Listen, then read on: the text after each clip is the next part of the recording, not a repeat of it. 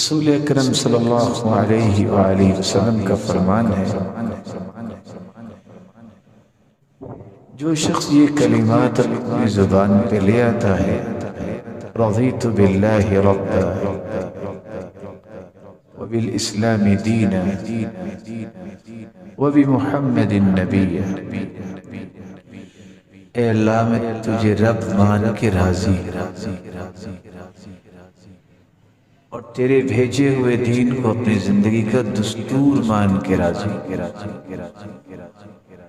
اور محمد الرسول اللہ صلی اللہ علیہ وسلم کو اللہ ذوالجلال کا سچا پیغمبر مان کے راضی۔ یہ تین جملے اللہ تعالیٰ کی اتنی رحمتوں کے مالک انسان کو بنا دیتے ہیں۔ سب سے پہلی رحمت جو نازل ہوتی ہے کہ جس طرح یہ راضی ہے، اللہ ذوالجلال صبح اور شام تین مرتبہ پڑھنے والے کے لیے اپنے پیغمبر کی سفارش کو اور شفاعت کو اس کے حق میں قبول فرمائیں۔ حدیث کے الفاظ ہیں جو 3 مرتبہ پڑھ لیتا ہے، غفر اللہ لہ ذنوبہ، اللہ اس کی زندگی کے گناہوں کو معاف کر دیتا ہے۔ اور اس سے خوبصورت بات رسول اللہ صلی اللہ علیہ وسلم نے یہ فرمائی کہ اگر دنیا میں کوئی یہ الفاظ بول کے یہ بھی کہہ دے وَبِالْقُرْآنِ حَكَمًا، میں قرآن کو اپنا حاکم مانتا ہوں،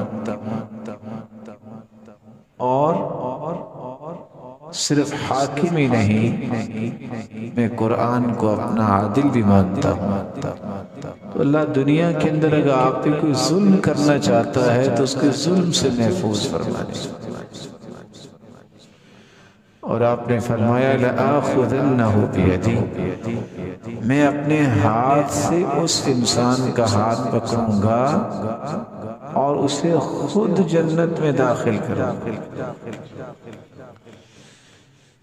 جس طرح یہ کہنے والا اللہ سے راضی ہے، كَانَ حَقًّا عَلَى اللَّهِ أَن يُرْضِيَهُ، اللہ ذوالجلال نے حق لکھ دیا ہے کہ اللہ بھی اسے راضی کرے۔ تو میرے بھائی، یہ بہت بڑا خزانہ ہے، اس کو کبھی اپنے آپ سے دور نہ کیجیے۔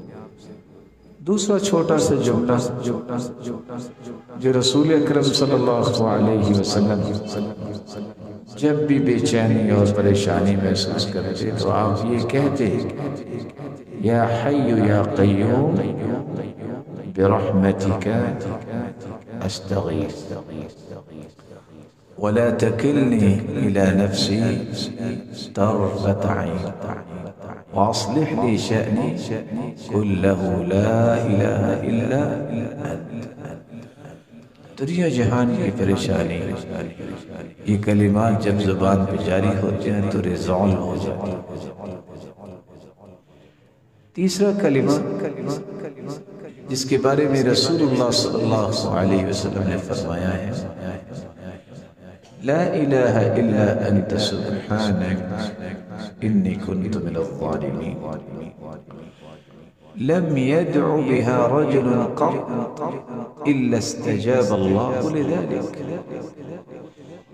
جس پریشانی اور مصیبت کے لیے آپ یہ کلمات پڑھیں گے، اللہ تمہاری اس دعا کو اس طرح قبول فرمائیں گے کہ وہاں حدیث کے الفاظ کیا ہیں، ابدلہ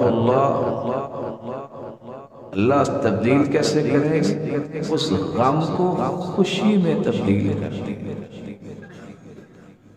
اور 5واں کلمہ جس کو آج چوتھا کلمہ جس کو سید الاستغفار کا نام دیا جاتا ہے، یہ سید الاستغفار اس کے بارے میں اللہ کے رسول نے یہ خوشخبری سنا دی، یقین کر کے صبح پڑھ لے،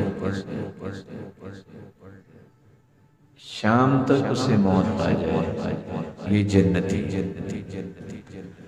شام کے وقت یقین کر کے پڑھ لے، صبح تک اسے موت آ جائے تو یہ شخص جنت ہے۔